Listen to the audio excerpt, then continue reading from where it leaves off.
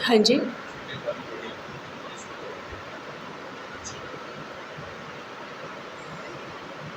आ जाओ सामने जिन्होंने भी आना है। इधर सोफ़े भाइयों की तरफ भी खाली है। अब तो बिल्कुल इतना पंखे के नीचे बैठने की तो ज़रूरत नहीं है, ठंडा मौसम हो गया। आ जाओ जिन्होंने भी आना है खाली। भाई भी पीछे के पंखे बंद करा दो, सिर्फ आगे की 2 लाइन्स चलाओ पंखों की। आ जाओ आगे, नाम लेकर बुलाना पड़ेगा क्या?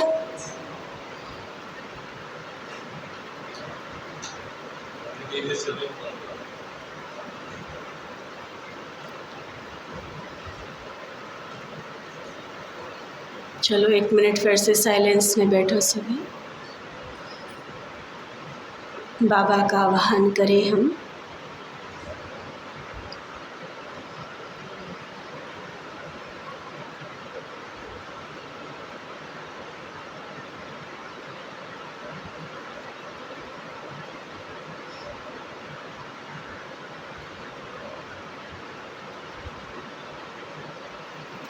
ओम शांति।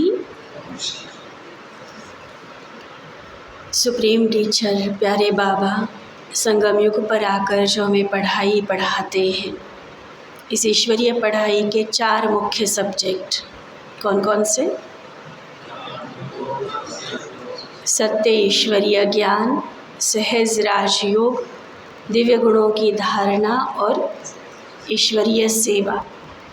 आज इन चारों सब्जेक्ट को बाबा ने सब्जेक्ट के रूप में ना बोलकर खजाने के रूप में हमें बताया है, और इन खजानों के आधार पर, रमाकांत भाई जी आगे सीट है, इन खजानों के आधार पर कैसे हम आगे क्या फल प्राप्त करते हैं, उसको भी बाबा ने बहुत सुंदर विस्तार से अच्छे से क्लियर किया है। बाबा ने हम सभी को इन खजानों से, भक्ति में भी 9 निधि का गायन है, वैसे 9 निधि कहा जाता है, तो निधि का मतलब ही खजाना है। तो बाबा ने हमें कौन कौन से खजाने दिए, उसका रिज़ल्ट या उसकी निशानी क्या होगी, उसका फल हमें क्या प्राप्त होगा, वो हमें समझना भी है, साथ साथ अपने जीवन में हमें चेक करना है। हम अपने आप को कितना नाज से कहते हैं कि हम गॉडली स्टूडेंट हैं, ईश्वरीय विश्वविद्यालय के हम विद्यार्थी हैं। तो इस विद्यार्थी जीवन में हमने इन खजानों को कितना प्राप्त किया और फिर कितना आगे प्रयोग हम कर रहे हैं, ये हमें चेकिंग ज़रूर करनी है। और हर संडे की मुरली हमें पूरे सप्ताह के पुरुषार्थ का एक्शन प्लान देती है, तो उस हिसाब से भी इस मुरली को सुनेंगे। खास देह अभिमान को ख़त्म करने के लिए बाबा ने फिर से वही एक सबसे पावरफुल वाली युक्ति बताई है। कौन सी? मैं कौन, मैं कौन। अब वो नर्सरी क्लास वाला जवाब नहीं कि मैं शरीर नहीं आत्मा, वो तो जैसे ही ज्ञान में आए पता चल गया, लेकिन मैं कौन सी आत्मा। जब आत्मिक स्वमान में हम स्थित रहेंगे तब देह का अभिमान समाप्त होता जाएगा। तो चलो एक एक सभी पीछे से शुरू करो, अपना एक एक स्वमान बोलो सभी। चलो महेंद्र भाई शुरू करो, और आगे बिना नाम लिए अपने आप बोलते जाओ। हाँ जी, और रिपीट नहीं होना चाहिए, इसलिए सभी थोड़ा सा ज़ोर से बोलेंगे। हाँ जी, नवीन भाई ने क्या बोला? पहले मैं आपके शरीर का नाम लूँ फिर आप स्वमान लेंगे, ऐसे करना है क्या? चलो फटाफट नाम बोलते जाओ अपने। मैं सृष्टि की सर्वश्रेष्ठ आत्मा हूँ।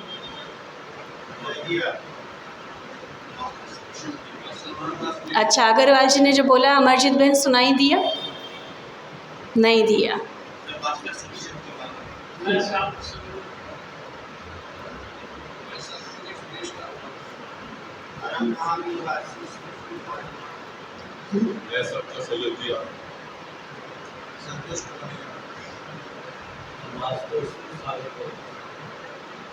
कौन हो?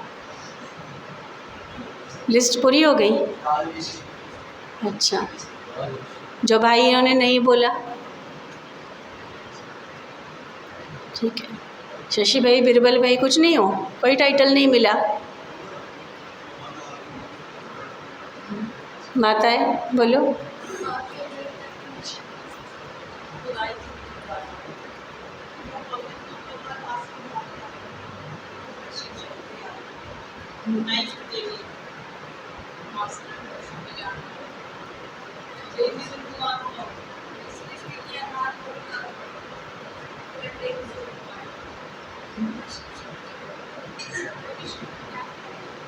रिपीट हो गया। विश्व कल्याणकारी आ गया था। अच्छा, और बस हो गया। देखो कितनी जल्दी लिस्ट पूरी हो गई। इकट्ठा बैठकर कभी सिर्फ स्वमानों की लिस्ट बिना कहीं देखे लिखना, और देखना कि 10 मिनट में हम कितने स्वमान लिख पाते हैं। ये भी अपनी अपनी ब्रेन की एक्सरसाइज खुद हम कर सकते हैं। और खैर, सिर्फ लिखने से नहीं होगा, इसका अभ्यास हमें करना है। जैसे एक बहुत बेसिक विधि जो स्वमान की बताई जाती, लिख लिख कर पक्का करो। 21 बार, 51 बार, 108 बार एक ही स्वमान को दिन भर में लिखो। फिर वो लिखना भी कैसे, उसको फील करते हुए, उसको दिल से स्वीकार करो कि हाँ सच में मैं ये हूँ। और फिर उसकी आगे मंथन है, चिंतन है कि ये स्वमान माना क्या। जैसे विश्व कल्याणकारी बोला, मास्टर सर्वशक्तिमान बोला, तो इसका मतलब क्या है, इसकी निशानी क्या होगी, इस स्वमान के आधार पर मेरा कर्तव्य क्या होगा। अगर मैं ये हूँ, जैसे इष्ट देवी हूँ, तो मेरा बोलना, मेरा चलना, मेरा व्यवहार करना, चाहे मेरी धन की लेन देन चल रही है, कोई भी किसी भी तरह का कारोबार चल रहा है, इवन मेरी सूक्ष्म भावनाएं वो कैसी होंगी, ये सारी चिंतन की बातें आती है। और चिंतन में जब एक चित्र क्लियर हो जाएगा ना, जैसे अभी बाबा ने ड्रिल करवाई तो उसमें बाबा ने चित्र देखने की बात कही, तो चित्र क्लियर हो जाएगा कि ये मैं हूँ, तब प्रैक्टिकल वो लक्षण हमारे अंदर आते जाएंगे। हम सिर्फ स्वमान को रिवाइज करने तक नहीं रहे, रिवाइज करना भी ज़रूरी है ताकि वो सबकॉन्शियस तक बात बैठ जाए कि मैं ये हूँ, लेकिन फिर उसके लक्षण, उसकी निशानियाँ वो प्रैक्टिकल हमारे जीवन में दिखाई देनी चाहिए। और ये अभ्यास जब हम करेंगे तब अंश मात्र भी अगर कोई देह भान, देह अभिमान, देह अहंकार रहा हुआ है, उसे हम समाप्त कर पाएंगे। नहीं तो कहीं ना कहीं वो सांप अपना सिर उठाता रहेगा, चाहे खुद को परेशान करेगा, चाहे दूसरों को हमारी वजह से डिस्टर्ब करेगा, कहीं ना कहीं सेवा में विघ्न रूप बनेगा। तो उस अहंकार के सिर को टोटली कुचलना है तो स्वमान का बहुत गहरा अभ्यास वो ज़रूरी है।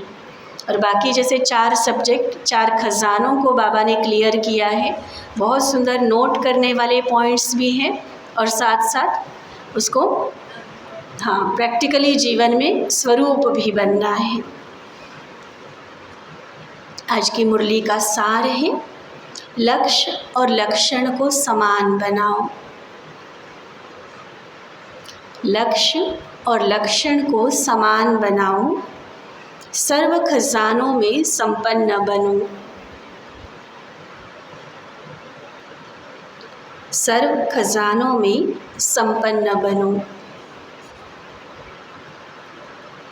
आज सर्व खजानों के मालिक अपने खजानों से संपन्न बच्चों को देख रहे थे। हर एक बच्चा सर्व खजानों से संपन्न है। जो संपन्न होता है उसकी निशानी सदा प्राप्ति स्वरूप तृप्त आत्मा दिखाई देगी, सदा खुश नज़र आएगी। क्यों? क्योंकि भरपूर है। स्थूल रूप में भी जो अच्छा संपन्न परिवार का होता है ना, उसकी ऐसी वैसी चीज़ों में या किसी और की चीज़ें लेने में उसमें नज़र नहीं जाएगी। वो पहले से तृप्त है, भरपूर है, पेट भरा हुआ है ना, और नहीं चाहिए कुछ, तो सदा खुश होंगे। तो हर एक अपने से पूछे कि हमारे पास कितने खजाने जमा हैं। यह अविनाशी खजाने अब भी प्राप्त हैं और भविष्य में अनेक जन्म साथ रहेंगे। यह खजाने ख़त्म नहीं होने वाले हैं। क्या हो जाएंगे ख़त्म? इतना थोड़ा सा नहीं दिया है, बेहद का बाप है ना, तो बेहद के खजाने बाबा ने दिए। सबसे पहला खजाना है ज्ञान का खजाना। जिस ज्ञान के खजाने से इस समय भी आप सभी मुक्ति और जीवन मुक्ति का अनुभव कर रहे हैं। देखो, एक मुक्ति और जीवन मुक्ति जो बेसिक रूप से हम लेते हैं वो क्या है? मुक्ति माना परम धाम, जीवन मुक्ति माना स्वर्ग में, सतयुग में जाना। लेकिन बाबा कहते हैं कि अभी भी मुक्ति और जीवन मुक्ति का अनुभव कर रहे हो। वो कैसे? हाँ, मुक्ति माना जो भी बंधन है, दुख है, विकार है, पुरानी दुनिया की जितनी सारी बातें हैं, अपनी जो इतनी आदतें 63 जन्मों से बनी हुई थी, तो वो सारी चीज़ों से मुक्ति, ये अभी भी प्रैक्टिकल जीवन में हम अनुभव करते हैं। अगर हम अपनी अज्ञान काल की जीवन और अभी की जीवन हम कंपेयर करें तो पता चलता है कितनी सारी बातों से तो हम मुक्त हो चुके हैं, और उसका आधार क्या है? ज्ञान का खजाना। और इसी तरह से जीवन मुक्ति। तो जीवन मुक्ति क्या है? कि जीवन में रहते हुए वो संपूर्ण आनंद का, खुशी का हम अनुभव करते हैं। जीवन में रहते, पुरानी दुनिया में रहते, तमोगुनी वायुमंडल के बीच रहते, ज्ञान के खजाने के आधार से इन सब वायुमंडल वाइब्रेशन से न्यारे मुक्त हो, कमल पुष्प समान न्यारे मुक्त आत्माएं, दुख से, चिंताओं से, अशांति से मुक्त हो। तो ये मुक्ति और जीवन मुक्ति किस आधार पर मिला? ज्ञान के खजाने से। जीवन में रहते सर्व बुराइयों के बंधनों से मुक्त हो। किन किन चीज़ों से मुक्ति बताई बाबा ने? थोड़ा रिवाइज इसलिए कराते हैं साथ साथ ताकि पक्की हो जाए बाबा की मुरली। हाँ जी रितु बेन।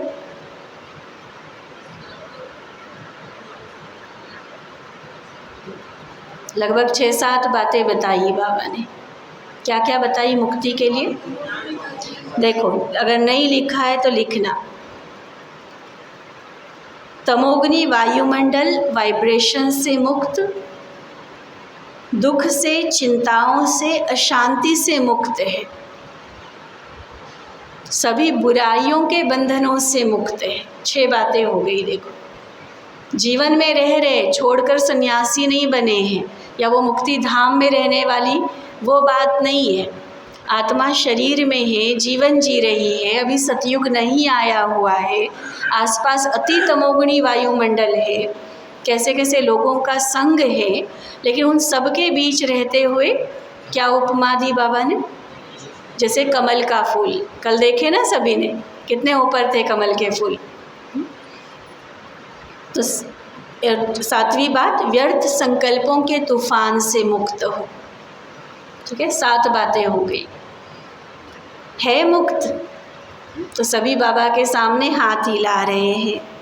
तो मुक्ति और जीवन मुक्ति इस ज्ञान के खजाने का फल है, प्राप्ति है। चाहे व्यर्थ संकल्प आने की कोशिश करते हैं, निगेटिव भी आते हैं, लेकिन ज्ञान अर्थात समझ है कि व्यर्थ संकल्प व निगेटिव का काम है आना, और आप ज्ञानी तो आत्माओं का काम है इनसे मुक्त, न्यारे और बाबा के प्यारे रहना। तो चेक करो, ज्ञान का खजाना प्राप्त है। अब ज्ञान का खजाना कोई पैसे गिनती करने वाली बात नहीं, ये जो निशानी बाबा ने बताई ना, इस आधार से पता चलेगा कि कितना ज्ञान मेरे अंदर समाया हुआ है। तो चेक करो कि ज्ञान का खजाना प्राप्त है, भरपूर है, संपन्न है या कम है। ये देखो अपने आप को निशानी के आधार पर। अगर कम है तो फिर क्या करेंगे? फिर और भरने की कोशिश करो। तो उसको जमा करो, खाली नहीं रहना है। ऐसे ही दूसरा है योग का खजाना, जिससे सर्व शक्तियों की प्राप्ति होती है। तो अपने को देखो, योग के खजाने द्वारा सर्व शक्तियाँ जमा है। सर्व को अंडरलाइन कर रहे हैं बाबा। एक भी शक्ति अगर कम होगी तो समय पर धोखा दे देगी। देखो, हम ये जो काम आदि करते हैं ना, स्क्रू ड्राइवर का अपना काम होगा, प्लायर का अपना काम होगा, ड्रिल का अपना काम होगा। हम एक से दूसरे का काम लेना चाहे वो नहीं हो सकता ना, चाहे वो छोटी सी चीज़ है, लेकिन वो नहीं है तो वो मशीन ठीक से काम नहीं करेगी। एक स्क्रू ही मान लो कहीं निकल कर गिर गया और कहीं खड़खड़ करेगी, कहीं मतलब उसकी एफिशिएंसी तो कम हो जाती है ना। तो ऐसे बाबा कहते कि जितनी शक्तियाँ बाबा ने हमें दी, सोनू बहन कितनी शक्तियाँ है? बाबा ने 8 शक्तियों का पूछा। 8 तो मुख्य शक्तियाँ हैं, ऐसे तो बहुत सारी शक्तियाँ हैं। 52 शक्तियों की तो एक पूरी किताब बनी हुई है जगदीश भाई जी की। लेकिन वो एक एक शक्ति क्या है, फिर उसकी प्रैक्टिकल उसका अभिव्यक्ति क्या होती है, कि कैसे उसकी निशानी मेरे जीवन से दिखाई देगी कि हाँ मेरे अंदर सहन शक्ति है, मेरे अंदर एकाग्रता की शक्ति है, दुआओं की शक्ति मेरे पास है। अलग अलग शक्तियाँ हैं, 8 तो सिर्फ हम मुख्य रूप में बताई जाती है। तो वो सर्व शक्तियाँ बाबा कहते हैं कि देखो अपने अंदर, वो मिलेगी योग के खजाने से। अगर एक भी शक्ति कम होगी तो समय पर धोखा खा लेंगे। आप सबका टाइटल क्या है? मास्टर सर्वशक्तिवान है, शक्तिवान नहीं, सर्वशक्तिवान। तो सर्व शक्तियों का खजाना योग बल के द्वारा जमा किया है। भरपूर है, प्राप्ति स्वरूप है या कमी है? क्या कहेंगे? क्या नीरज भाई क्या कहेंगे? है भरपूर, संपन्न, बिल्कुल किसी एक भी शक्ति की कमी नहीं है। कृष्णपाल भाई भरपूर है, कहीं कोई परिस्थिति में कि ये शक्ति नहीं काम कर रही इसलिए फेल हो गए, ऐसा तो नहीं होता, कहीं हार नहीं होती। लचीराम भाई क्या कहेंगे? थोड़ा सा ना गहराई से अच्छे से चेक करना अपने आप को। बाबा ने देने में कमी नहीं छोड़ी है, उधर से कमी नहीं है, लेकिन मैंने उसको जीवन में समाने में क्या संपूर्ण रीति समाया है, या अभी भी कहीं ना कहीं अपने अलबेलेपन के कारण, अटेंशन की कमी के कारण, या योग की एकाग्रता की कमी के कारण जितनी वो धारण होनी चाहिए वो नहीं है। क्या हर बात सहन कर सकते हो? यहाँ भरी सभा में इंसल्ट किया जाए आपका, नीरज भाई सिर्फ हाँ कह के काम नहीं चलता, चेक करो अपने आप को। सहन शक्ति है, समाने की शक्ति, चलो सारी शक्तियों की लिस्ट नहीं पता, 8 शक्तियों को ही चेक करो अपने अंदर। क्या कहीं किसी आत्मा से हम धोखा नहीं खाते? क्या अच्छे से परखना हमें आता है कि भरोसा करके किसी को कोई काम सौंपा, किसी को कोई जिम्मेवारी सौंपी और बिल्कुल उसने जितना मैंने भरोसा रखा था वो करके दिखाया? रमाकांत भाई जी, जो परिस्थिति जैसी आती कभी दुविधा नहीं होती, एकदम क्विक डिसीजन हो जाता है और बिल्कुल करेक्ट। ऐसा नहीं कि क्विक लिया और बाद में पछताते रहे, उसको निर्णय शक्ति नहीं कहते हैं। पहले से बहुत अच्छे हैं, बाबा के बने हैं, वो शक्तियाँ हमें मिल रही हैं। शक्तियाँ नहीं है ऐसा कहने वाला ब्राह्मण नहीं होगा कोई, लेकिन सदा वाली जो बात आती है ना और सर्व वाली जो बात आती है उसमें चेक कर। मोस्टली क्या होता है कि अपने अभी तक के अनुभवों के हिसाब से काफ़ी अच्छी परखने की शक्ति, निर्णय शक्ति हो जाती है। एक एज के हिसाब से भी मैच्योरिटी बढ़ती है। रोज़ हम बाबा की किरणों में नहा रहे हैं तो शक्ति तो बढ़ेगी ना, परसेंट बाय परसेंट बढ़ती जा रही है, ये भी अच्छी निशानी है। लेकिन बाबा पूछ रहे सर्व है, सदा काम करती है गीता बहन? ठीक है, परसेंटेज अलग अलग होंगी सभी की, लेकिन एक कॉमन आंसर क्या आएगा?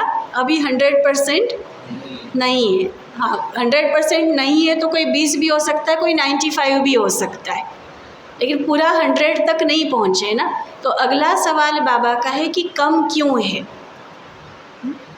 क्योंकि मोस्टली कॉमन आंसर तो बाबा के सामने यही मिला ना, बाबा के सामने तो झूठ कोई बोल भी नहीं सकता है। तो क्लियर दर्पण दिख जाता है कि जितना होना चाहिए उतना नहीं है। तो बाबा कहते कारण क्या, जब देने वाले ने सर्व शक्तियाँ दी तो मेरे अंदर कमी क्यों है। अभी अपनी कमी को भर सकते हो या ठीक है जितना मिला,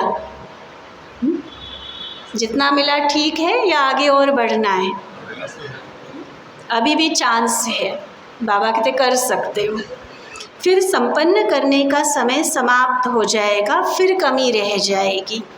इसलिए चेक करो, एक एक शक्ति को अपने सामने लाओ। देखना ये सिर्फ सुन के नहीं होगा, मुरली की इन बातों को फिर एकांत में बैठ के खुद को बताना होगा, पढ़ाना होगा। एक एक शक्ति को सामने लाओ और फिर सारे दिन की दिनचर्या में चेक करो। अगर परसेंटेज भी कम है तो फुल पास नहीं कहेंगे, क्योंकि आप सबका लक्ष्य है। किसी भी बच्चे से पूछते हैं कि फुल पास होना है या हाफ पास, क्या कहते, कौन कौन है यहाँ हाफ पास होने वाले, हाथ उठाना। अच्छा, फुल पास का लक्ष्य किस किस का है? तो देखो लक्ष्य क्या है। हाँ, सभी कहते हैं कि हम तो सूर्यवंशी बनेंगे, चंद्रवंशी नहीं बनेंगे। बाबा फिर पूछते चंद्रवंशी बनेंगे? नहीं, बाप दादा बहुत अच्छा तख्त देंगे लेकिन चंद्रवंशी में तो तैयार हो। इंडिया वाले सूर्यवंशी बन जाए और फॉरेन वाले चंद्रवंशी बन जाए, बनेंगे? नहीं बनेंगे ना। सूर्यवंशी बनना है। यह तो बाप दादा चिट चैट कर रहे हैं, बाबा किसी पर अभी सर्टिफिकेट नहीं दे रहा है बाबा, लेकिन ये लक्ष्य बाबा हमें पक्का करा रहे कि बनने का लक्ष्य क्या रखा है, सूर्यवंशी। तो सूर्यवंशी माना फुल पास या हाफ? तो फुल पास माना सर्व शक्तियाँ या परसेंटेज? सर्व हो गया ना। तो इसलिए बाबा कहते कि जब सूर्यवंशी बनना ही है, दृढ़ निश्चय है, बाबा से और स्वयं से प्रतिज्ञा कर ली है, अब से किसी भी शक्ति की परसेंटेज कम नहीं हो। अगर कहेंगे कि सरकमस्टांस अनुसार, समस्याओं अनुसार परसेंटेज कम रह गई, फिर 14 कला बन जाएंगे, मतलब सूर्यवंशी में आएंगे। इसलिए आजकल बाप दादा चारों ओर के सभी बच्चों का पोता मेल रजिस्टर चेक कर रहा है। बाप दादा के पास भी हर एक का रजिस्टर है, क्योंकि समय के अनुसार पहले ही बाप दादा बच्चों को सुना रहे हैं कि समय की रफ्तार अनुसार अभी कब नहीं कहो कि हाँ कर लेंगे, हो जाएगा, ऐसा नहीं। अब जो करना है अब अभी करना है। कब हो जाएगा, कर लेंगे, होना तो है ही, ये नहीं सोचो। होना तो है नहीं, अभी अभी करना ही है। क्या करना है? अपने आप को सर्व शक्तियों से संपन्न करना ही है। समय की रफ्तार तीव्र हो रही है, इसलिए जो लक्ष्य रखा है बाप समान बनने का, फुल पास होने का, 16 कला संपन्न बनने का, तो बाप दादा भी यही चाहते हैं कि लक्ष्य और प्रैक्टिकल में लक्षण समान हो। लक्ष्य रखते हैं तो बाबा तो बधाई देते हैं, है ना। बच्चों के मुख में गुलाब नहीं कहता बाबा, तो गुलाब जामुन कह देता है ना। मतलब मुख मीठा करा देते कि चलो शुभ बात बोली ना, अच्छी बात बोली तो सफल हो। लेकिन सिर्फ कहने से तो नहीं बनेंगे ना, लक्षण भी हो। जब लक्ष्य और लक्षण दोनों समान होंगे तब ही बाप समान सहज बन जाएंगे। इसलिए चेक करो, हो जाएगा, बन जाएंगे, ये भी अलबेलापन है। जो करना है, जो बनना है, जो लक्ष्य है, वह अभी से ही करना है, बनना है। तो कभी शब्द नहीं लाओ, क्या कहो? अभी अभी। तो ज्ञान का खजाना क्या बताइए उसकी प्राप्ति? मुक्ति और जीवन मुक्ति। योग का खजाना जिससे सर्व शक्तियाँ प्राप्त होती। और फिर है धारणाओं का खजाना जिससे सर्व गुणों का खजाना जमा हो जाता है। गुणों में भी जैसे सर्व शक्तियाँ हैं ऐसे सर्व गुण हैं। गुण कितने हैं पूनम बहन? आत्मा के गुण कितने? देवताओं के कितने? देवताओं के 36 गुण और ब्राह्मणों के कितने? ब्राह्मणों के तो और ज़्यादा हो जाते हैं ना। जैसे सहनशीलता है ना, देवताओं को सहन करने की ज़रूरत है। जैसे धीरज है, ये देवताओं का गुण है या ब्राह्मणों का है? ऐसे गुणों की भी ना बड़ी लंबी सी लिस्ट है, उसमें से भी छांटो। आत्मा के गुण तो 7 पता है ना, लेकिन उन्हीं 7 गुणों का अलग अलग कॉम्बिनेशन हमारी अलग अलग जो दिव्य गुण हैं या ब्राह्मणों के जो संस्कार हैं वो बनते हैं। तो अभी ब्राह्मण जीवन में धारणाओं के आधार पर सभी गुण मेरे अंदर कितना आए हैं वो अपने आप को देखो। जैसे सर्व शक्तियों के लिए बाबा ने चेक करवाया कि सर्वशक्तिमान हो या शक्तिवान, ऐसे गुणों में भी देखो, सिर्फ गुण नहीं सर्व गुण। तो सर्व गुण है या सोचते हो कि 1-2 गुण कम हुआ तो क्या हुआ? तो दुनिया में आम कहते हैं कि सबको सब कुछ थोड़े ही आता है ना। दुनिया में तो ये कहकर अपने आप को छुड़ा लेते हैं, लेकिन ब्राह्मण बच्चे हमारे अंदर किसी भी ना शक्ति की कमी रहे ना किसी गुण की कमी।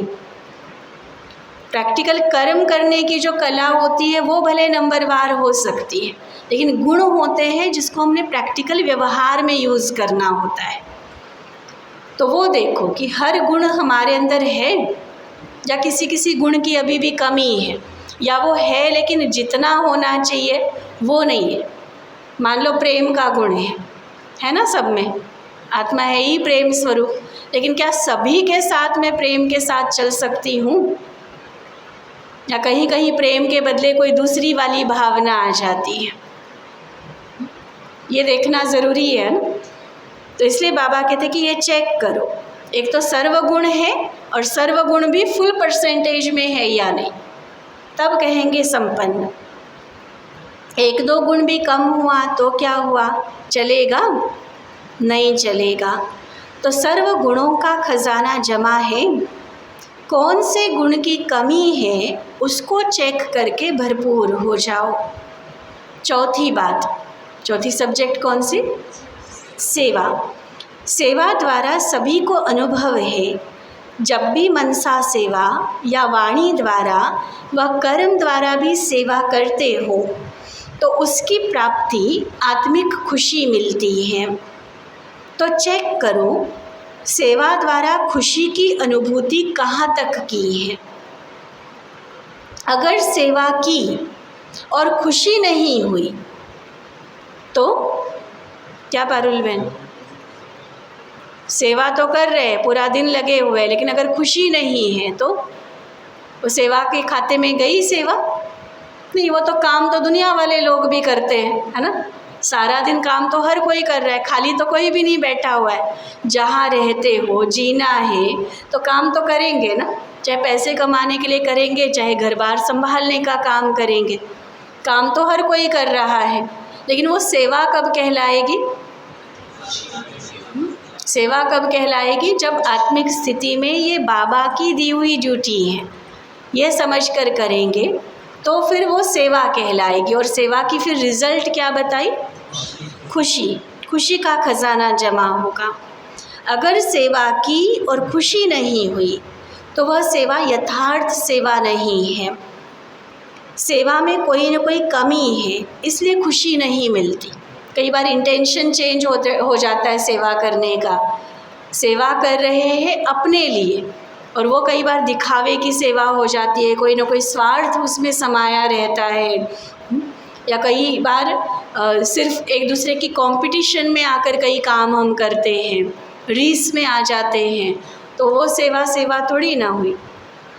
संतुष्टता ही अनुभव नहीं हो रही है, खुशी ही नहीं मिल रही है सेवा करके, तो फिर उस सेवा को बाबा सेवा के खाते में गिनती नहीं करते हैं। देखो, सेवा की बहुत सुंदर परिभाषा बाबा समझा रहे हैं। सेवा का अर्थ है आत्मा अपने को खुशनुमा खिला हुआ रूहानी गुलाब खुशी के झूले में झूलने वाला अनुभव करेगी। ये सिर्फ भाषण करने वालों की सेवा नहीं बोल रहे हैं बाबा, तीनों सेवाएं बाबा ने शुरू में ही कह रही, पहली लाइन में, चाहे मनसा, चाहे वाचा, चाहे कर्मणा, किसी भी तरह की सेवा हम कर रहे हैं तो खुशी का अनुभव, जैसे खुशी के झूले में झूल रही है आत्मा, ये अनुभव होगा। इसलिए चेक करो कि सारा दिन तो सेवा की, लेकिन सारे दिन की सेवा की तुलना में इतनी खुशी हुई, या सोच विचार ही चलते रहे, मुझे ही करना पड़ता है, ये वाला काम मुझे दे देते हैं, बाकी सारे ऊपर के काम दूसरे कर लेते हैं। कई तरह के नेगेटिव संकल्प आते हैं। ये देखो, नेगेटिव संकल्प जहाँ आया वहाँ खुशी गई, और जहाँ ये ध्यान पे रहा कि जितनी सेवा मिल रही है वो तो मेरा भाग्य बन रहा है ना। अगर हम कंपेयर करें दादियों से, उन्होंने जितनी सेवा की, सोचते तो हम ये है कि हमने भी उनके साथ साथ पहले जन्म में आना है। अभी लक्ष्य सबने यही बताया ना। और सेवा कितनी करेंगे? हाँ, तो फिर हम कंपेयर करने लग जाते वो नीचे वालों से, जो दास दासी बनने वाले। बनना राजा है, कंपेयर करते दास दासियों से, तो उसने तो इतना किया नहीं, वो तो सारा दिन बैठे रहते हैं, उन्होंने तो कुछ किया नहीं, सारा मुझे ही करना है, तो और ही सारा मुझे करना पड़ रहा है, तो इसका मतलब क्या होना चाहिए? किसी भी बात को देखने का नज़रिया हमारा कैसा है, ये देखो। कोई चुन चुन के सेवा करेंगे, जो दिखाई देती है वो वाली सेवा करेंगे, सिर्फ अंदर की जो सेवा है, जो बेसिक सेवाएं होती है वो नहीं करेगा कोई, या हार्ड वर्क वाली सेवा नहीं करेंगे, हाँ, आसान वाली सेवा करेंगे। चलो, शरीर की कैपेसिटी, तबीयत ध्यान पे रखनी होती है, लेकिन कई बार हम अपने हिसाब से चूज़ी बन जाते हैं। वो देखो, शरीर की तबीयत की जहाँ बात है वहाँ तो आपको कहने वाला भी नहीं कहेगा कि ये काम करो, लेकिन शरीर अलाउ करता है, एक मिनट, शरीर अलाउ करता है, हम कर सकते हैं, और फिर भी हम नहीं कर रहे, क्योंकि ये मेरा काम नहीं है, ये किसी और का काम है। तो फिर अभी कुछ दिन पहले भी जो संडे की ही एक मुरली चली थी, उसमें बाबा ने कहा था, अगर सेवा करते हुए कुछ अगर फील होता है तो वो भी सेवा में नहीं आएगा, कि ये काम मेरा थोड़ी ही था, बहन जी ने मुझे बोल दिया, मुझे झाड़ू पकड़ा दिया, पता नहीं मैं इतनी बड़ी जॉब करती हूँ या करता हूँ, इतने बड़े घर के हमें कह दिया तुम जाकर बर्तन धो लो। क्या होगा फिर? कर तो लेंगे आप, कई बार ये होता है ना, बहन का रिस्पेक्ट रखना है तो कर भी लेंगे, लेकिन अंदर ही अंदर वो संकल्प रहेगा कि देखो मुझे बोल दिया करने के लिए। फिर अंजू बहन, सेवा हुई? वो नहीं हुई। इसलिए बाबा कहते हैं ये चेक करो, सेवा के लिए भी अभिमान को पूरा मारना पड़ता है, उसके बिना नहीं सेवा कर सकते। एक तो सेवा में पूरी भावना कि हम किसके लिए कर रहे हैं, किसी व्यक्ति के लिए नहीं कर रहे हैं, हम कोई भी कार्य सौंपा जा रहा है, कोई भी ड्यूटी, छोटी बड़ी किसी भी तरह की ड्यूटी दी जा रही है, ठीक है, निमित्त देने वाला भले देहधारी होता है, लेकिन एक्चुअली वो ड्यूटी मुझे किसने दी? बाबा ने दी ना, तो मैं बाबा के लिए कर रही हूँ। या और अगर कर्म गति के हिसाब से सोचो तो जो मैं करने वाली हूँ, जो करने वाला हूँ, उसका फल किसको मिलने वाला है? पुण्य किसका जमा होगा? प्रारब्ध किसकी बनेगी? किसकी? जिन बहन जी ने कहा उनकी नहीं, अपनी बनेगी ना। तो मेरी प्रारब्ध बननी है, मेरा पुण्य का खाता जमा हो रहा है, और मैं बाबा के लिए कर रहा हूँ। अगर ये दो बातें बस ध्यान पे रहे ना, फिर सेवा हम आगे बढ़ चढ़ के करेंगे। फिर वो बचा बचा के खुद को नहीं रखेंगे, फिर बाबा भी बचा बचा के देगा प्रारब्ध। फिर गिन गिन के सेवा करेंगे तो गिन गिन के ही मिलेगा। और खुले दिल से करेंगे ना, जैसे एक बात मैं हमेशा कहती हूँ कि जितना कहा गया है ना, उस एक्सपेक्टेशन से भी आगे बढ़कर और बढ़िया तरीके से वो काम करके दिखाओ। ऐसा नहीं कि एक बार कहा 10 बार तो रिमाइंड कराना पड़ रहा है, या बस काम चलाओ काम करके पूरा कर दिया। उसको सेवा नहीं कहा जाता। कहीं भी किसी भी तरह की सेवा कर रहे, चाहे मनसा, चाहे वाचा, चाहे कर्मणा, और इन तीनों का भी विस्तार फिर आगे बहुत है। तो हर तरह की सेवा में ये देखो, विधि पूर्वक सेवा है तो ये खुशी की रिज़ल्ट भी मिलेगी। भले बाबा आज खुशी को चेक करने के लिए कह रहे हैं, लेकिन रिज़ल्ट के लिए, फल के लिए पहले बीज को भी तो चेक करो ना, कि क्या सेवा विधि पूर्वक हो रही है। अगर विधि पूर्वक सेवा नहीं है तो रिज़ल्ट भी नहीं मिलेगी। फिर सेवा में ही सबसे ज़्यादा विघ्न भी आते हैं। स्थिति सेवा में ही सबसे ज़्यादा खराब होती है, क्योंकि संगठन में करना होता है ना, इसलिए कई तरह की बातें आती हैं। और बाबा कह रहे हैं सेवा की रिज़ल्ट खुशी। तो देखो क्या चल रहा है हमारे जीवन में। अगर बाबा कहते हैं कि मान लो किसी ने सारा दिन सेवा की, लेकिन सारे दिन की सेवा की तुलना में इतनी खुशी हुई, या सोच विचार ही चलते रहे, ये नहीं ये नहीं ये, और आपकी खुशी का प्रभाव एक तो सेवा स्थान पर, दूसरा सेवा साथियों पर, और तीसरा जिन आत्माओं की सेवा की उन आत्माओं पर पड़े। इतनी पावरफुल स्थिति से सेवा हो। क्या क्या बताया स्वतंत्र भाई? स्वयं की स्थिति का प्रभाव आगे किस किस पर जाए? सेवा स्थान पर, जिस स्थान पर सेवा कर रहे हो वहाँ का वातावरण इतना अच्छा हो जाए। दूसरा, जिनके साथ मिलकर हम सेवा कर रहे हैं, सेवा साथियों पर।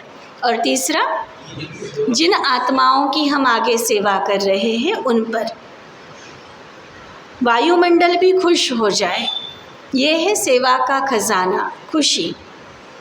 और बात, 4 सब्जेक्ट तो आ ही गई, 5वां है फिर संबंध संपर्क। वह भी बहुत ज़रूरी है। क्यों? कई बच्चे समझते हैं बाप दादा से तो संबंध है ही, परिवार में हुआ नहीं हुआ क्या फ़र्क पड़ता है, नहीं ज़रूरत है ना ब्राह्मण परिवार की, क्या हर्जा है बोलते हैं बच्चे। बीज से तो संबंध जुड़ गया ना, बाबा को तो पकड़ लिया हमने, बाकी किसी के साथ नहीं भी बनती क्या फ़र्क पड़ता है? पड़ता है या नहीं? बाबा कहते आपको तो विश्व का राज्य करना है ना, तो राज्य में संबंध में तो आना ही होगा। इसलिए संबंध संपर्क में आना ही है। लेकिन संबंध संपर्क में यथार्थ खजाना मिलता है दुआएं। बिना संबंध संपर्क के आपके पास दुआओं का खजाना जमा नहीं होगा। माँ बाप की दुआएं तो है, माँ बाप तो अपने बच्चे को कभी वैसे भी बद्दुआ नहीं दे सकते, बच्चा कैसा भी हो, माँ बाप तो दुआएं देंगे। तो शिव बाबा की, ब्रह्मा बाबा की, उनकी दुआएं तो सदा हमारे लिए। कई बार देखो बाबा कैसी कैसी चालाकी वाली बातें बच्चों की सुनाते हैं, और फिर भी क्या कहते, बाबा को तो तरस पड़ता है ना। बाबा की दुआएं हमेशा है, हम चाहे कैसे भी चले। लेकिन प्रैक्टिकल जब हम एक दूसरे के संबंध संपर्क में आते हैं, क्या तब चलेगा कि हम कैसे भी चले और फिर भी कहे कि हमें दूसरों की दुआएं मिले? होता है ऐसा? नहीं। इसलिए बाबा कहते हैं कि संबंध संपर्क में भी सबकी दुआएं लेनी है। अगर दुआएं नहीं मिलती, फीलिंग नहीं आती, तो समझो कि संबंध संपर्क में कोई कमी है। यथार्थ रीत अगर संबंध संपर्क है तो दुआओं की अनुभूति ज़रूर होनी चाहिए। ठीक है? अगर मैं अपनी तरफ से बाबा के कहे अनुसार हर संबंध को निभा रही हूँ तो क्या होगा? दुआएं ज़रूर अनुभव होगी। दुआएं कोई बोल कर देने वाली नहीं होती है, और प्रैक्टिकली उन आत्माओं का हमारे साथ अच्छा संबंध रहेगा। तो अनुभवी तो हो ना। अगर सेवा से दुआएं मिलती हैं तो दुआएं मिलने का अनुभव यही होगा कि स्वयं भी संबंध में आते कार्य करते डबल लाइट होगा, बोझ नहीं महसूस करेगा, और जिनकी सेवा की संबंध संपर्क में आए वह भी डबल लाइट फील होगा। मतलब आपस में हल्के होकर चलेंगे, एक दूसरे को बात करने में, कोई काम बताने में, कोई बात शेयर करने में भारीपन नहीं होगा या हेजिटेशन नहीं होगा, करूं नहीं करूं, बताऊं नहीं बताऊं, ये वाली बात नहीं होगी। डबल लाइट रहेंगे। अनुभव करेगा कि यह संबंध में सदा हल्का अर्थात इजी है, भारी नहीं रहेगा। संबंध में आऊं नहीं आऊं नहीं, लेकिन दुआएं मिलने के कारण दोनों तरफ नियम प्रमाण, देखो क्योंकि बाबा ने इजी हल्का शब्द यूज़ किया ना, तो कहीं कुछ ज़्यादा ही इजी ना हो जाए बच्चे। तो बाबा को बहुत अच्छे से पता है बच्चों की बुद्धि कहाँ कहाँ जा सकती है, कहाँ खिसक सकती है। तो बाबा ने क्या बताया, ऐसा नहीं कि हल्के माना बिल्कुल ही मर्यादाएं तोड़कर चल पड़े, कि बाबा ने कहा है संबंध संपर्क में हल्के रहो, तो भाई बहन वाली मर्यादा भी ख़त्म, कि जैसे चाहे बैठ रहे, जैसे चाहे हंस खेल रहे हैं, वो नहीं कह रहा है बाबा। नियम प्रमाण ऐसे भी इजी नहीं, जैसे कहावत है ना, ज़्यादा मीठे पर भी चींटियाँ बहुत आती हैं, तो इतना इजी भी नहीं कि माया ही हमें खा जाए, लेकिन डबल लाइट रहेगा। तो बाप दादा कहते हैं अपने खजाने चेक करो। बाबा समय दे रहे हैं, अभी समाप्ति का बोर्ड नहीं लगा है, इसलिए चेक करो। और हर खजाने में बाबा ने लास्ट में क्या कहा, क्योंकि बाबा को रिज़ल्ट पहले से पता है, अभी भरपूर नहीं है, पता है कि कम है, इसलिए लास्ट में हर खजाने में क्या कहा, जहाँ जहाँ कम है, हाँ, चाहे शक्तियों में कमी है, चाहे गुणों में, चाहे खुशी में, चाहे दुआओं में, जहाँ कमी है उसको भरते चलो, बढ़ते चलो। बाप दादा का बच्चों से प्यार है ना, तो बाप दादा समझते हैं कि कोई भी बच्चा पीछे नहीं रह जाए, हर एक बच्चा आगे से आगे जाए। लेकिन चलते चलते कईयों में देह अभिमान आ जाता है, स्वमान और देह अभिमान। देह अभिमान का कारण है स्वमान में कमी हो जाती है, तो देह अभिमान को मिटाने का बहुत सहज साधन है, कौन सा, स्वमान। देह अभिमान आने का एक ही अक्षर, एक ही शब्द है, जानते तो हो किस शब्द से आता है देह अभिमान? देह अभिमान का एक शब्द है मैं। अच्छा, तो कितना बारी मैं कहते हो सारे दिन में? देखो सारे दिन में कितने बारी मैं बोलते हो, कभी नोट किया है? अच्छा, एक दिन नोट करना कितनी बारी बोलते हो। बार बार मैं शब्द तो आता ही है, लेकिन मैं कौन? पहला पाठ मैं कौन, पहले पाठ के हिसाब से क्या पता है स्नेहा प्रिया? जब देह अभिमान में मैं कहते हो, लेकिन वास्तव में मैं कौन हूँ, आत्मा या देह? आत्मा ने देह धारण की है या देह ने आत्मा धारण की है? क्या कहेंगे? मालिक कौन है, चैतन्य कौन है? आत्मा है ना। आत्मा ने देह धारण की है ना, ठीक है ना। तो आत्मा ने देह धारण की, तो मैं कौन? आत्मा ना। तो सहज साधन है कि जब भी मैं शब्द बोलूं तो यह याद करो कि मैं कौन सी आत्मा हूँ।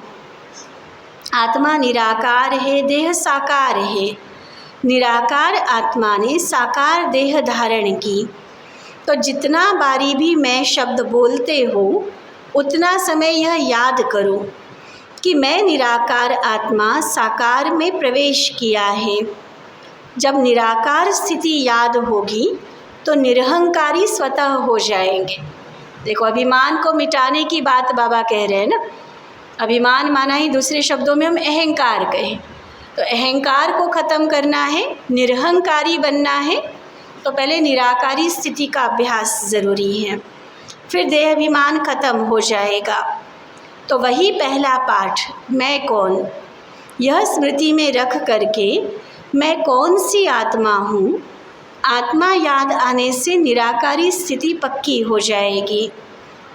जहाँ निराकारी स्थिति होगी वहाँ निरहंकारी और निर्विकारी हो जाएंगे। तो कल से नोट करना, कल से क्यों, आज से, आज तो दिन की शुरुआत हुई है ना, बस बाबा की मुरली तो रात को चलती है ना, ये वाली अव्यक्त वाणियाँ, इसलिए बाबा कल से कह रहे। लेकिन हम क्या करेंगे, आज से नोट करना, जब जब मैं शब्द कहते हो तो क्या याद आता है, और जितना बारी मैं शब्द यूज़ करते हो उतना बारी निराकारी, निरहंकारी और निर्विकारी स्वतः हो जाएंगे। अच्छा, आज यूथ ग्रुप आया है, यूथ बहुत हैं, बाप दादा यूथ ग्रुप को वरदान देते हैं, बहुत सुंदर वरदान बाबा ने दिया, यूथ ग्रुप सदा आबाद रहना। क्या वरदान मिला, एक भी खजाना बर्बाद नहीं करना, आबाद, जो बाबा ने सारी संपन्नता की, भरपूरता की बातें कही ना, इसी को आबाद कहेंगे। आबाद रहना और आबाद करना।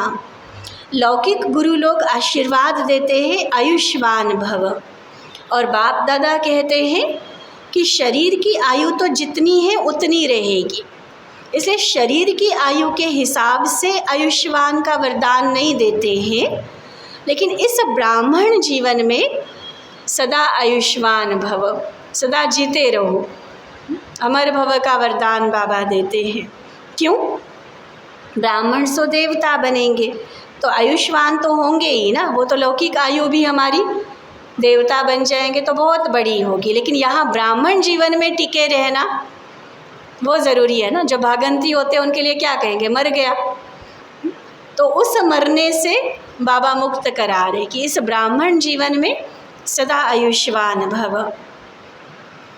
यूथ की एक विशेषता होती है, आप यूथ अपनी विशेषता को जानते हो, क्या विशेषता होती है? तो जवाब दिया यूथ ने कि जो चाहे वह कर सकते हैं। तो बाबा पूछते अच्छा कर सकते हो, अच्छी बात है।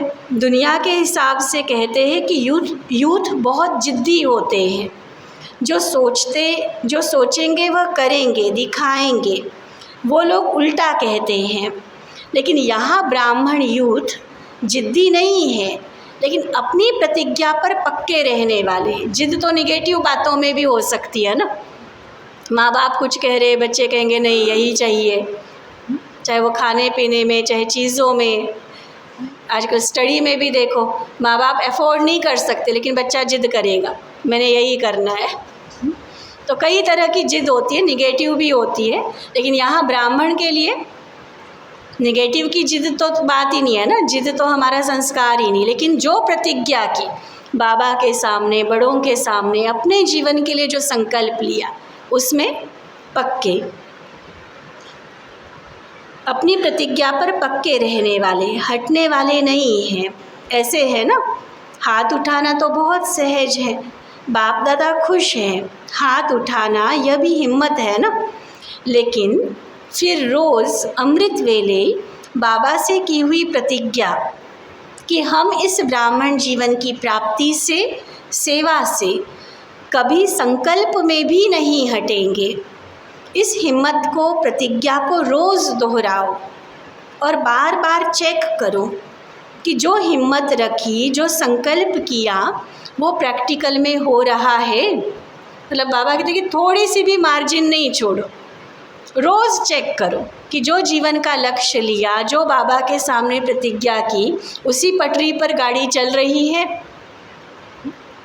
गाड़ियों के जो एक्सीडेंट्स होते हैं ना, वो कोई 2-4 किलोमीटर अलग जाकर पटरी पर नहीं जाती है, वो 2-4 मिलीमीटर का फ़र्क होता है। क्यों रमाकांत भाई जी? थोड़ी सी खिसकी नहीं पटरी से कि गई। तो ये देखो कि श्रीमत जो बाबा ने दी, प्रतिज्ञा जो हमने की, थोड़ा भी जहाँ खिसक गए ना, संकल्प से भी बाबा कह रहे हैं, प्रैक्टिकल बोल और कर्म तो बहुत बड़ी बात हो जाती है। संकल्प में भी कि मैं ये नहीं, वो चीज़ ज़्यादा अच्छी लग रही है, बाबा ने अलाउ नहीं की है, लेकिन मेरा ध्यान जा रहा है उधर, तो वहीं पर खुद के लगाम को कसने की ज़रूरत है। कि संकल्प में भी श्रीमत की अवज्ञा क्यों हुई, प्रतिज्ञा से क्यों हटे। तो साथ साथ चेकिंग चलती रहेगी तो संभाल भी पाएंगे खुद को। गवर्नमेंट तो कहती है बस 2-4 लाख बन जाए तो भी ठीक है।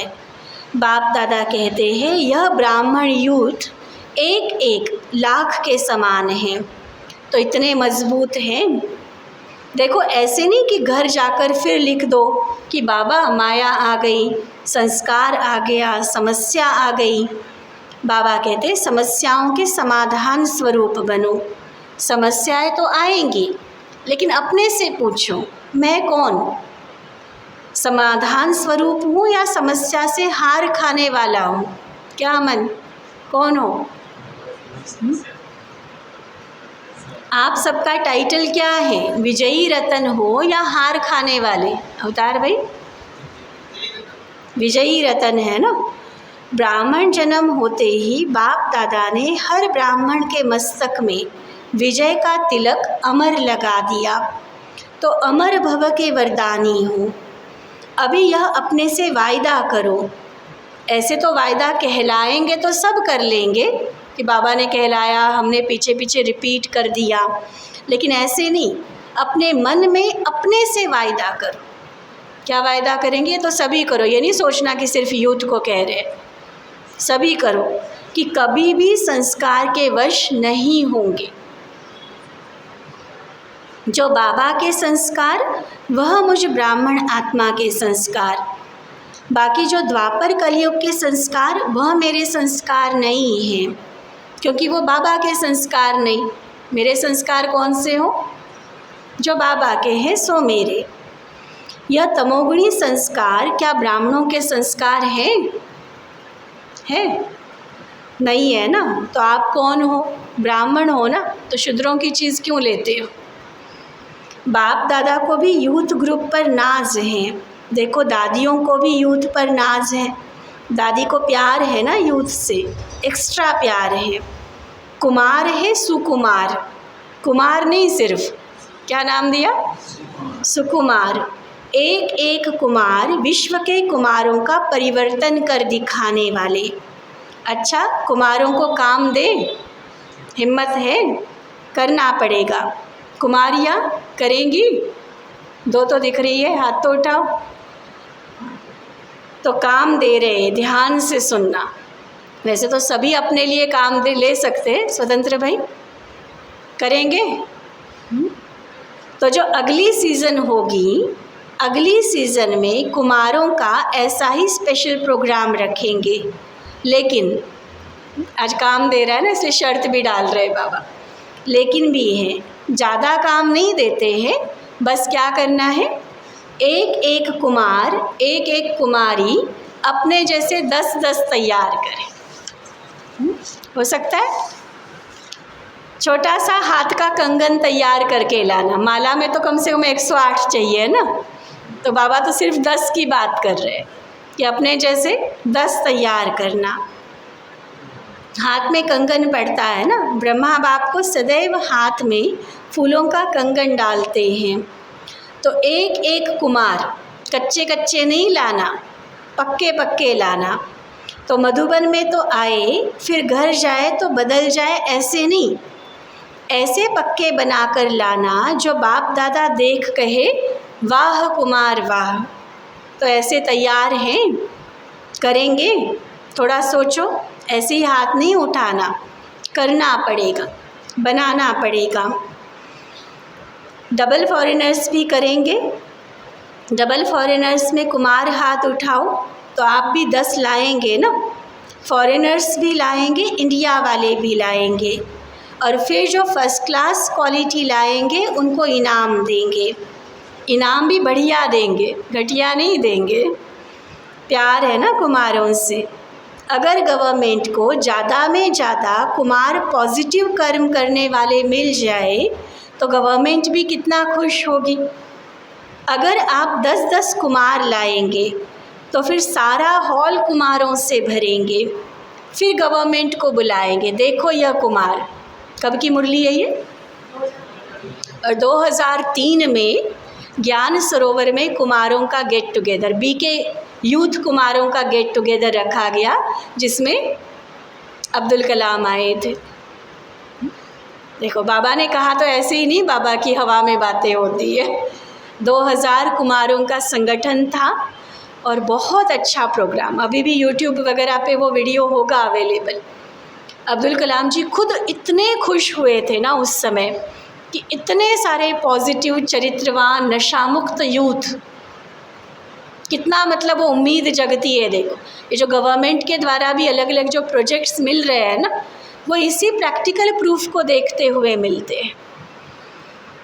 मतलब कहाँ दुनिया के कुमारों की और यूथ की हालत देखो क्या हो रही है, कितना फैशन में, दिखावे में, मतलब चरित्र का तो टोटल पतन होता जा रहा है। कहने को मैरिड नहीं है लेकिन विकारों में है, कई ऐसे दिखाई देते हैं। कितनी तरह की निगेटिविटीज़ है, व्यसन है, क्या नहीं है देखो। और बाबा ने जिन कुमारों को चुना, कुमारियों को चुना, यूथ को चुना, या आप सभी भी जो बैठे हैं, कितनी जीवन बदल दी। मतलब कई तो ऐसे हैं जो पहले से, क्योंकि बहुत बचपन से ज्ञान में चले तो निगेटिविटी का पता ही नहीं है, और कई ऐसे भी बाबा के सामने यूथ एग्जाम्पल है जो हर तरह के ऐब थे, हर तरह की आदतें वो बड़े बड़े शहरों के जैसे होते हैं ना, वो थे। और एकदम जैसे वो वाल्मीकि का जो कहानी सुनाते हैं ना, इतना इतना परिवर्तन। वो एक बुक हमारी छपी हुई है यूथ की खास, कि कैसे कैसे वो परिवर्तन आया। खास परिवर्तन की बुक वो छपवाई थी, क्योंकि ये भी बाबा ने एक बार काम दिया था कि क्या थे और बाबा का बनने के बाद कितना पॉजिटिव चेंज आया। तो ऐसे पॉजिटिव कर्म करने वाले इतने सारे यूथ मिल जाए तो गवर्नमेंट भी कितना खुश होगी। अगर आप 10-10 कुमार लाएंगे तो सारा हॉल कुमारों से भरेंगे, फिर गवर्नमेंट को बुलाएंगे, देखो यह कुमार, लेकिन लाने पड़ेंगे, बनाने पड़ेंगे। अगर अपनी स्थिति देखो, बाबा ना बहुत अच्छे से संकल्प को रीड करता है, क्योंकि कईयों के मन में ये चल रहा होगा इतना इजी थोड़ी है, बाबा ने तो कह दिया, पक्का आ रहा होगा कि हम ही मुश्किल से चले, कहाँ सुनते हैं, ज्ञान सुनने को तैयार नहीं होते, हमारे जैसे क्या बनेंगे। क्यों प्रिया, सुनाती है कभी सहेलियों को ज्ञान? नहीं सुनाते, तभी तो नहीं आता ना कोई। और सुनाने से भी, सिर्फ सुनाने से काम नहीं चलेगा, और ये हर एक के लिए। अब सिर्फ कुमार कुमारियों को नहीं देखो, ये हर एक के लिए, क्योंकि सेवा हम हर कोई करते हैं, ज्ञान हर कोई एक दूसरे को दे रहे हैं, लेकिन वारिस कब बनेंगे, बाबा ने अब उसके लिए अटेंशन दिलाया। अगर अपनी स्थिति, लक्ष्य और लक्षण को समान रखेंगे तो फिर सेवा में सफलता होगी या नहीं होगी, ये संकल्प भी नहीं उठ सकता। सुना, क्योंकि बाबा ने कह दिया, हम सब ने सोच लिया होगा, ठीक है बाबा को कहने में क्या जाता है, लेकिन सच में उसमें सफल तब होंगे अगर बाबा ने काम दिया है ना, तो बाबा ऐसे थोड़ी इम्पॉसिबल वाला काम थोड़ी देगा। कर सकते हैं इसीलिए दिया ना बाबा ने, लेकिन कब कर सकते हैं वो क्वालिफिकेशन भी बाबा ने बताई। क्या होना चाहिए, अपनी स्थिति इतनी पावरफुल हो, जो लक्ष्य रखा है वैसे लक्षण हमारे हो, फिर तो सफलता निश्चित है। यह संकल्प भी नहीं उठेगा कि सफलता होगी या नहीं, हुई पड़ी है, सिर्फ आपको निमित्त बनना पड़ेगा। यह प्रतिज्ञा सदा रिवाइज करते रहना, कमाल तो करना ही है ना। तो बाबा की ये जब मुरली चल रही थी तो अचानक मुरली के बीच बाप दादा के सामने स्टेज पर 2 कुमार आ गए, तो उनको तो चलो साइड में फिर कर दिया गया। तो बाबा कहते, अच्छा अभी खेल में खेल देखा। अभी बाप दादा कहते, साक्षी होकर खेल देखा, एंजॉय किया। अब 1 सेकंड एकदम देह से न्यारे पावरफुल आत्मिक रूप में स्थित हो सकते हो जाओ।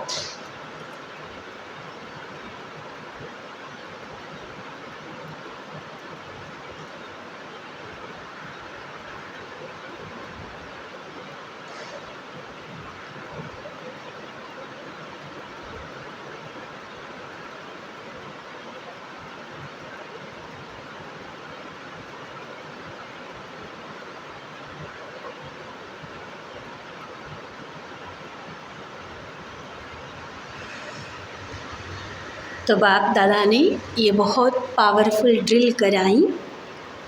अच्छा, यही अभ्यास हर समय बीच बीच में करना चाहिए। अभी अभी कार्य में आए, अभी अभी कार्य से न्यारे, साकारी सो निराकारी स्थिति में स्थित हो जाए। ऐसे ही यह भी एक अनुभव देखा। कोई समस्या भी आती है तो ऐसे ही 1 सेकंड में साक्षी दृष्टा बन समस्या को एक साइड सीन समझ, तूफ़ान को एक तोहफ़ा समझ उसको पार करो। बहुत हलचल में नहीं आओ, ये क्या हो गया, कैसे हो गया, क्यों हो गया।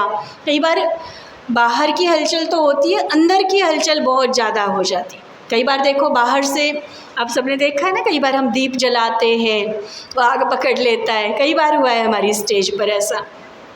तो जिन्होंने करना था आकर फटाफट एक्टिवली, वहाँ एक्टिव होना ज़रूरी है ना, एक्टिवली 2 जने आ गए, उसको बुझाकर साइड में कर दिया। लेकिन उस समय बाकी देखने वालों की स्थिति क्या होती है? एक एग्ज़ाम्पल दे रहे हैं, क्या होती है? बस खेल देख रहे ये होती है, या खुद भी पैनिक हो रहे होते हैं, या और आगे का सोच रहे होते हैं कि भाई इतनी दीदियाँ बैठी है, इतना टेंट लगा हुआ है। देखो, ये एक एग्ज़ाम्पल है। और ऐसे प्रैक्टिकल लाइफ में, जबकि वहाँ पर हम इतने अच्छे पावरफुल वायुमंडल में बैठे होते हैं, सारी ज्ञान की बातें चल रही होती है, तो भी देखा जाता है कि ज़्यादातर हलचल में आ जाते हैं। और ऐसे ही जब प्रैक्टिकल जीवन में रहते, घरों में जब हम अकेले हैं, पुरानी दुनिया में कारोबार करते हुए, वहाँ जब हम सारे तमोगनी वायुमंडल के बीच में हैं, वहाँ जब प्रॉब्लम्स आती है, तब भी उसको ऐसे ही खेल समझते हैं, तूफ़ान को तोहफ़ा समझते हैं, या हलचल में आते हैं।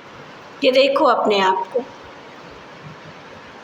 आगे चलकर तो ऐसे अभ्यास की बहुत आवश्यकता पड़ेगी। अचानक पता नहीं क्या क्या सीन सामने आते जाएंगे, लेकिन फुल स्टॉप, क्वेश्चन मार्क नहीं कि यह क्यों हुआ, यह कैसे हुआ, बस हो गया, फुल स्टॉप। जो सॉल्यूशन है वो तो एक्टिवली करो, लेकिन उसके बाद भी नहीं कि 10 बार उसका फिर वर्णन कर रहे हैं।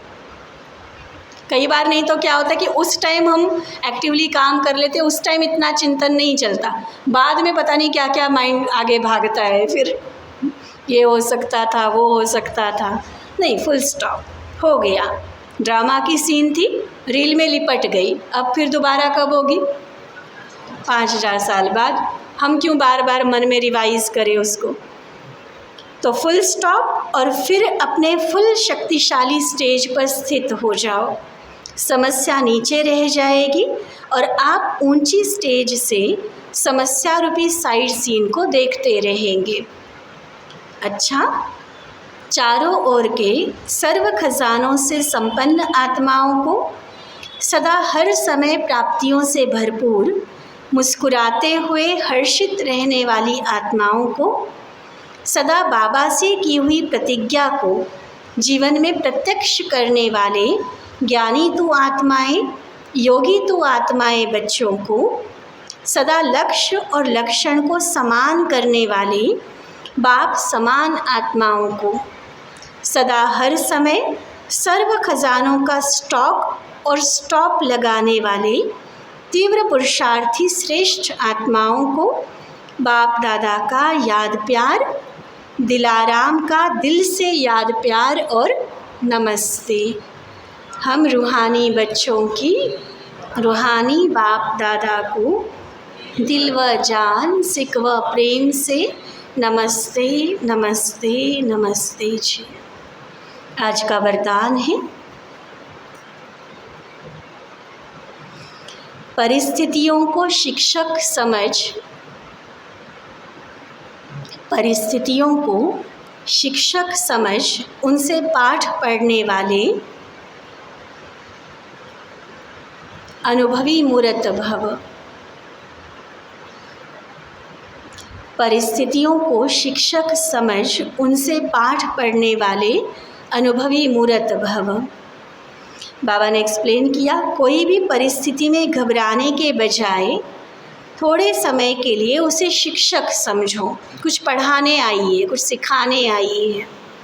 परिस्थिति आपको विशेष 2 शक्तियों के अनुभवी बनाती है। एक सहन शक्ति, क्योंकि परिस्थिति माना ही क्या, जिसमें हम कंफर्टेबल नहीं होते हैं, है ना, जो हम चाहते हैं वो नहीं हो रहा होता है, कुछ और हो रहा होता है, तो उसको हम सहन कितना कर पाते हैं। और दूसरा सामना करने की शक्ति। यह दोनों पाठ पढ़ लो तो अनुभवी बन जाएंगे। जब कहते हो हम तो ट्रस्टी हैं, मेरा कुछ नहीं है, तो फिर परिस्थितियों से घबराते क्यों हो? ट्रस्टी माना सब कुछ बाबा के हवाले कर दिया। ये जीवन, ये तन, ये मन, धन, चीज़ें, घर बार, परिवार, सब किसका? बाबा का। डर क्यों होता है? किसी के बिछड़ने का या किसी चीज़ के खोने का डर होता है। जब वो है ही बाबा का, जब है ही बाबा का, तो मरने का डर भी ख़त्म, तो किसी चीज़ या व्यक्ति का डर तो क्या रहेगा। जब सब कुछ बाबा के हवाले कर दिया, इसलिए जो होगा वह अच्छा ही होगा। इस स्मृति से सदा निश्चिंत और समर्थ स्वरूप में रहो। स्लोगन है, जिनका मिजाज मीठा है, सिर्फ बाहर के मीठा बनने वाली बात नहीं कह रहे। मिजाज किसको कहते हैं? स्वभाव, प्रैक्टिकल जो नेचुरल नेचर है। जिनका मिजाज मीठा है वह भूल से भी किसी को दुख नहीं दे सकते। वह भूल से भी किसी को दुख नहीं दे सकते।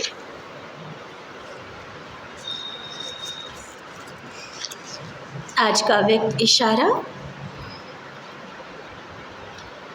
आधा कल्प से जो भक्ति की है उसका फल ज्ञान सागर बाप और अविनाशी ज्ञान की प्राप्ति होती है। आधा कल्प से जो भक्ति की है उसका फल ज्ञान सागर बाप और अविनाशी ज्ञान की प्राप्ति होती है।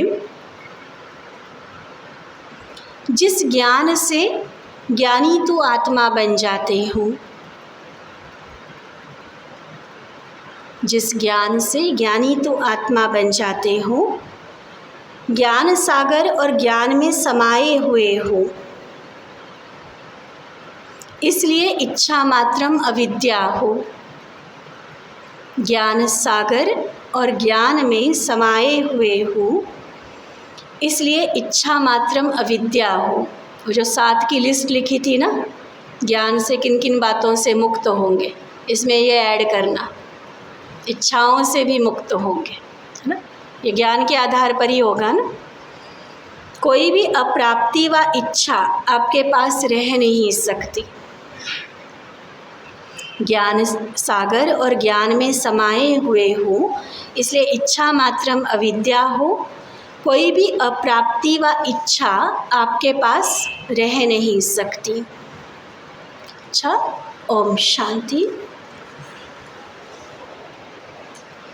आज के प्रोग्राम में किस किस ने जाना है? बस ठीक। अच्छा, गाड़ी किसी की जानी हो तो थोड़ा सा कुछ सामान जाना है वहाँ पर। कुछ ब्रह्मा भोजन के लिए उनको सर्व करने वाले बर्तन चाहिए। पवन भाई, हाँ ठीक है, निकाल के रख देंगे, सुमन बहन से ले लेना फिर। और बाकी अगले संडे का प्रोग्राम सभी के ध्यान पे है, लेकिन अगले संडे से पहले अभी बीच में 2 प्रोग्राम्स हैं। 2 नहीं, 1 मतलब 1 तारीख का प्रोग्राम सभी ध्यान पे रखें। भले मंगलवार है, जॉब करने वाले 1 घंटे की थोड़ा सा लेट वाली छुट्टी ले लेना। और विशेष ये श्राद्ध जो चल रहे हैं, श्राद्ध का भी जो सबकी तरफ से भोग होता है वो भी हम 1 तारीख को करेंगे, क्योंकि वैसे फिर अगर गुरुवार करें तो गुरुवार तो नवरात्रे शुरू हो जाएंगे, इसलिए 1 तारीख को ही श्राद्ध का भोग होगा मंगलवार को। और साथ में ही हमारे अति आदरणीय निर्वैर भ्राता जी के प्रति भी जो सभी सेंटर्स पर भोग लगना है, उसके लिए भी मधुबन से 1 तारीख का ही डायरेक्शन आया हुआ है। तो इसलिए सुबह की क्लास में ही, बहुत लंबी क्लास नहीं करेंगे, वर्किंग डे है, लेकिन फिर भी सुबह की क्लास में ही सभी को आना है और अपना अपना जो भी वो श्राद्ध का हिस्सा जिन्होंने भी अपने लौकिक पूर्वजों के प्रति जो करना है वो या फिर निर्वैर भ्राता जी के प्रति करना है, वो अपना अपना हिस्सा उसी में डालेंगे और ये सारा भोग, और जिनका भी भोग होगा फिर वो अपनी डिब्बी खुद ले आएंगे।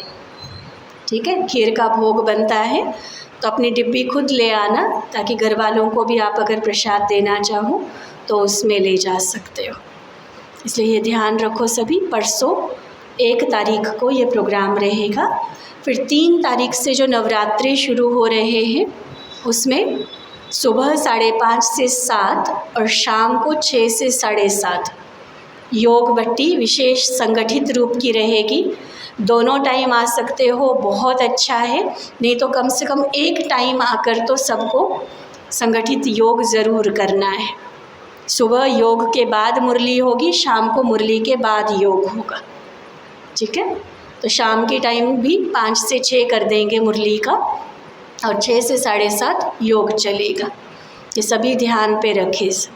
नवरात्रों में विशेष लोग शक्तियों की पूजन और आराधना करते हैं। हमें तो शक्ति प्राप्त करने की डायरेक्ट विधि पता चली है, और बाबा ने जैसे आज काम दिया तो उस हिसाब से चिंतन चला था कि फिर रोज़ एक एक शक्ति पर हम काम करेंगे, उसका चिंतन भी और अभ्यास भी। ठीक है, लेकिन संगठन में आओगे तो ये सारा लाभ ले पाएंगे। और फिर 6 तारीख को जो बच्चों की कंपटीशन रखी है, 8 से 14 साल के बच्चों की दिया मेकिंग, मतलब दिया डेकोरेशन, पॉट डेकोरेशन और थाली डेकोरेशन, तो उसका जो कार्ड और रजिस्ट्रेशन का लिंक जो ग्रुप में भेजा हुआ है, अपने अपने संपर्क के सभी बच्चों को, टीचर्स को, प्रिंसिपल्स को या जिनकी इंस्टीट्यूट है उनको ज़रूर भेजो, ताकि वो अपने अपने बच्चों को फिर इंस्पायर करें इसमें पार्टिसिपेट करने के लिए। तो ये 3 कंपटीशन जिसमें 2-2 ग्रुप होंगे, माना 6 ग्रुप्स में ये कंपटीशन रहेगी, और 6 ग्रुप्स में ही फिर जो विनर्स हैं उनको प्राइज़ भी होगा और बाकी सबके लिए सर्टिफिकेट होगा। इसलिए सभी ये ध्यान रखें, छुट्टी के दिन रखा है, संडे का दिन है, तो उसमें ज़्यादा से ज़्यादा बच्चों को पार्टिसिपेट करवाएं सभी। ठीक है, और नवरात्रि 3 से 11 तारीख जो भट्टी का बताया हमने, वो सभी लक्ष्य रख के करें ज़रूर। ओम शांति। दशहरे का 12 तारीख, बीच में संडे आ जाएगा और एक।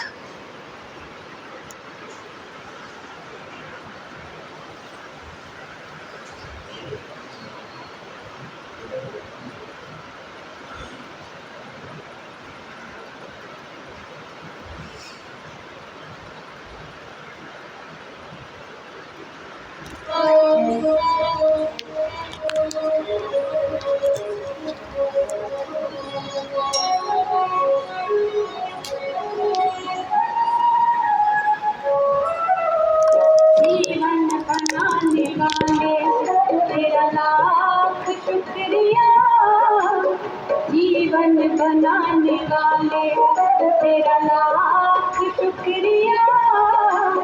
कैसे कहे जुबां से हमें क्या से क्या मिला, कैसे कहे जुबां से हमें क्या से क्या मिला।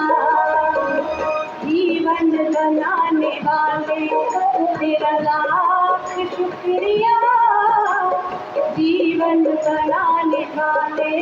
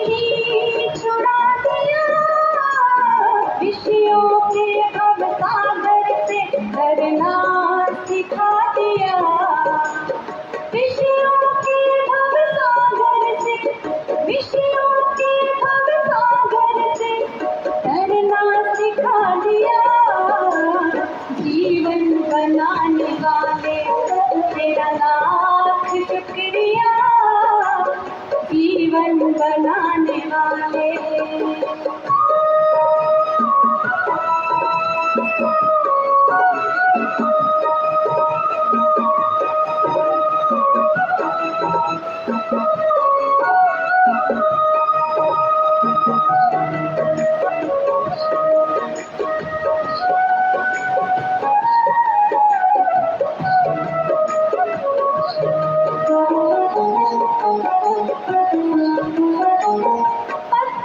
तराश करके मूरत बना दिया, बुझते हुए दिए को फिर से जला दिया।